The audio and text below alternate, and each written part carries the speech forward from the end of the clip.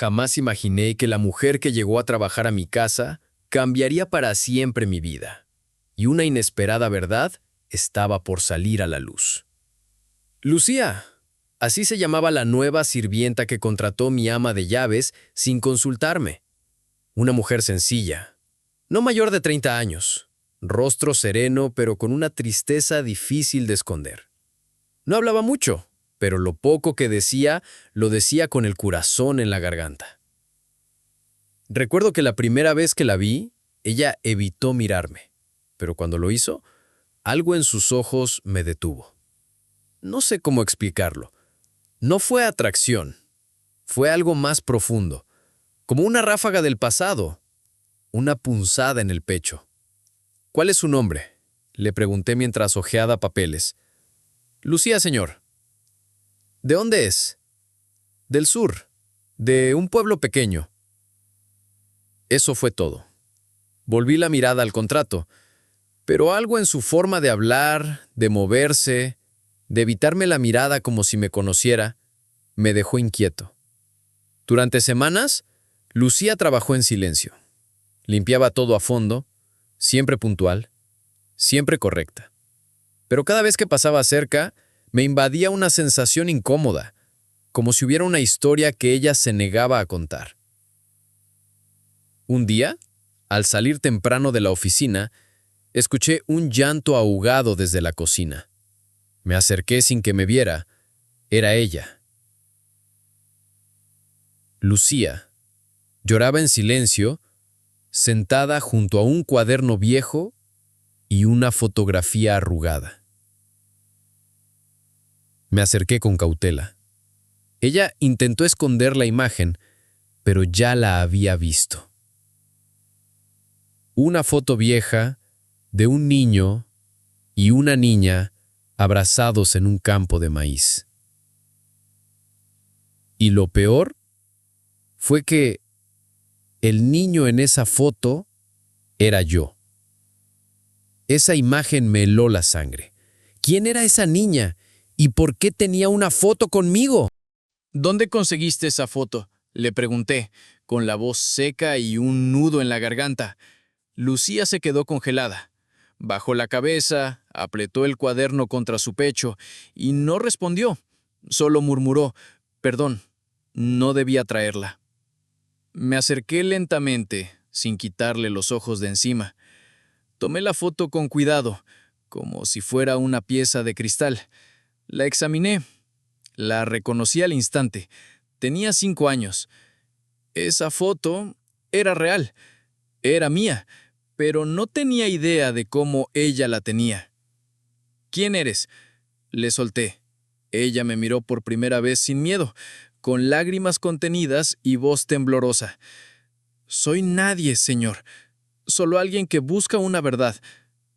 La conversación fue interrumpida por la llegada de uno de mis socios, así que Lucía volvió al trabajo, pero esa noche no pude dormir. Busqué entre mis álbumes viejos y ahí estaba, la misma foto, solo que la mía estaba recortada. Faltaba la mitad donde aparecía ella. Algo no cerraba. ¿Quién había cortado esa imagen? ¿Por qué yo no recordaba a esa niña? Al día siguiente, le pedí que se quedara un momento al final de su jornada. «Lucía, ¿esa foto es tuya o es mía?» «Ambas, señor», respondió conteniendo el llanto. Mi mundo empezó a tambalearse. ¿Era posible? ¿Acaso esta mujer, esta empleada que durante semanas limpió mis pisos, podía ser parte de mi familia? Tuve que saber más. Comencé a hacer llamadas, revisar archivos familiares, antiguos diarios de mi madre fallecida, hasta que encontré una carta amarillenta, escrita a mano. «Si algún día pregunta por su hermana, dile que ya no está con nosotros. Es mejor así». Ese pedazo de papel me partió el alma. ¿Mi madre me ocultó algo así de importante? Esa noche la vi pasar por el pasillo. Iba cabizbaja, con su escoba en la mano. «Lucía», le dije, «necesito saber la verdad, toda». Ella se detuvo, respiró hondo y dijo: «Entonces prepárese para escuchar algo que puede cambiarlo todo». Y ahora dime tú, si descubrieras que la persona que limpia tu casa es tu hermana perdida, ¿qué harías? Estuve toda la vida creyendo que era hijo único, pero la verdad apenas comenzaba a salir del polvo del pasado. Lucía se sentó frente a mí en la cocina, con las manos temblorosas sobre su delantal. No necesitaba presionarla. Ella ya había tomado la decisión de hablar. Mi madre me decía que tenía un hermano, que se llamaba Samuel, y que lo había perdido para siempre. Ese nombre me sacudió. Yo soy Samuel. Sentí como la piel se me erizaba. Cuando tenía 3 años, mi madre me dejó con una señora mientras salía a buscar trabajo, pero nunca volvió. Crecieron los días, luego los años, y yo pasé de casa en casa, como si fuera un mueble viejo. Continuó. Nadie me quiso adoptar. Decían que era demasiado callada, que parecía triste todo el tiempo. Lucía respiró hondo y apretó los ojos, como si le doliera solo recordar. Un día, cuando tenía 8 años, me llevaron a un centro de menores. Fue ahí donde conocí a una mujer mayor, una enfermera, que me dijo algo que cambió todo. Tú tenías un hermano, están separados, pero él está bien.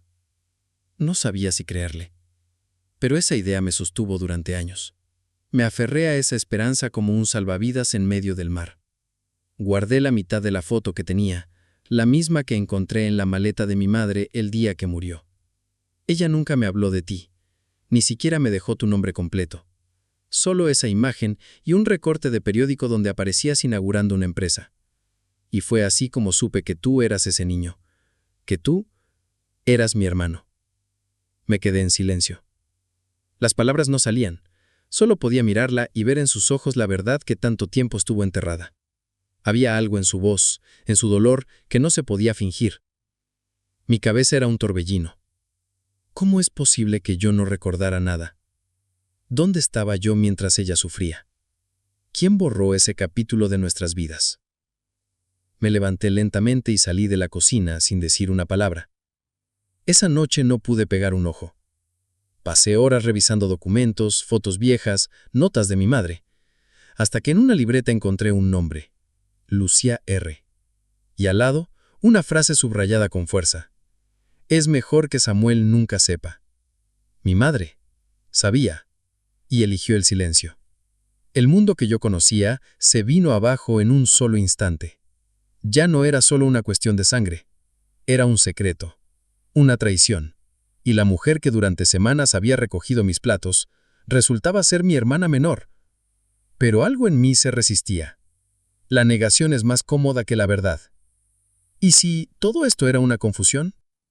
Al amanecer, decidí hacer una prueba de ADN, y mientras esperábamos el resultado, Lucía se mantuvo distante, casi invisible. Y yo me sentía más solo que nunca. Los días siguientes fueron un infierno silencioso. Lucía seguía trabajando como siempre, sin mencionarlo más.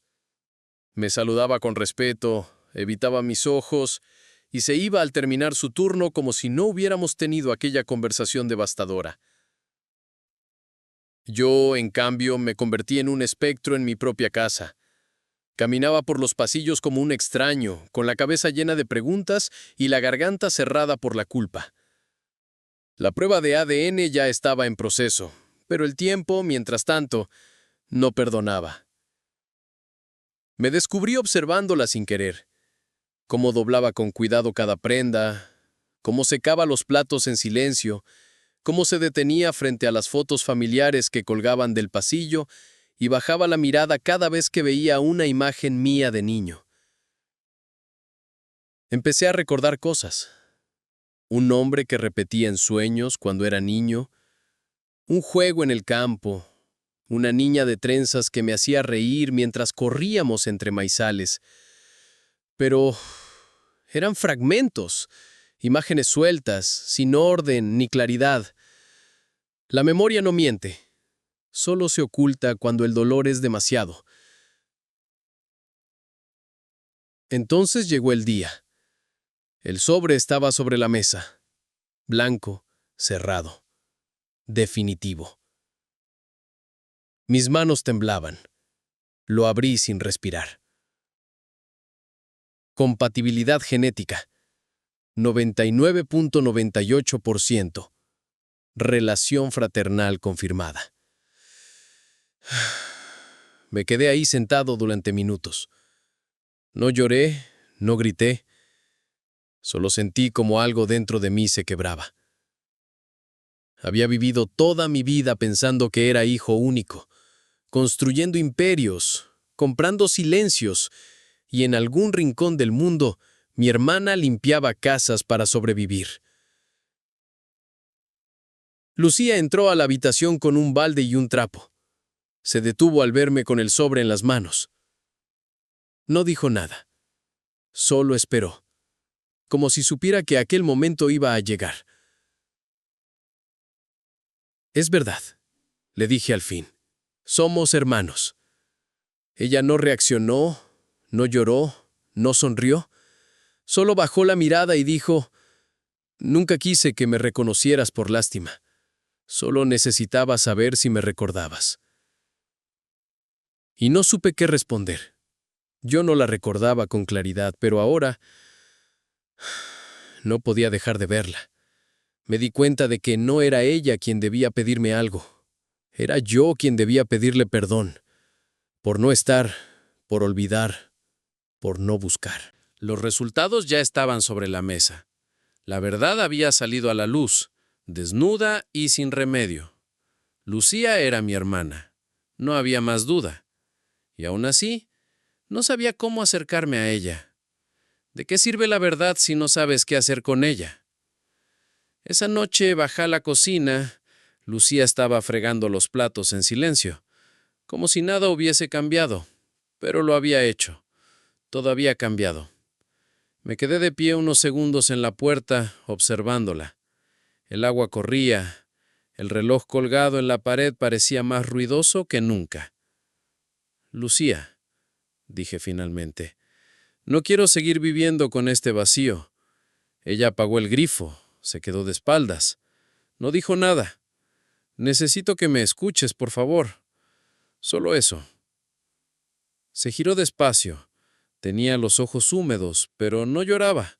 Era una tristeza contenida, firme, una herida vieja que ya había sangrado demasiado.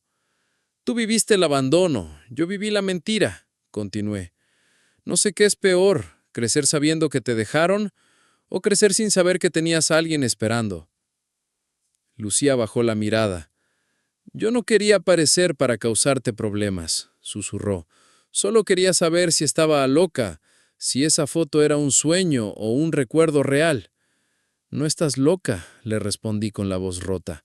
«Yo también tengo esa foto, solo que la mía estaba cortada».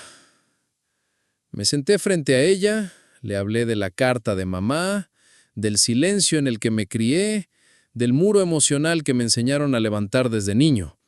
Y entonces lo dije, con el alma en la mano. «Lo siento, Lucía, por todo, por no buscarte, por no recordar, por no reconocerte cuando te vi llegar». Ella me observó largo rato y luego, con una serenidad que dolía, respondió: «No quiero que me trates como a una hermana si no lo sientes. No vine a reclamar un lugar, vine a entender por qué me negaron el mío».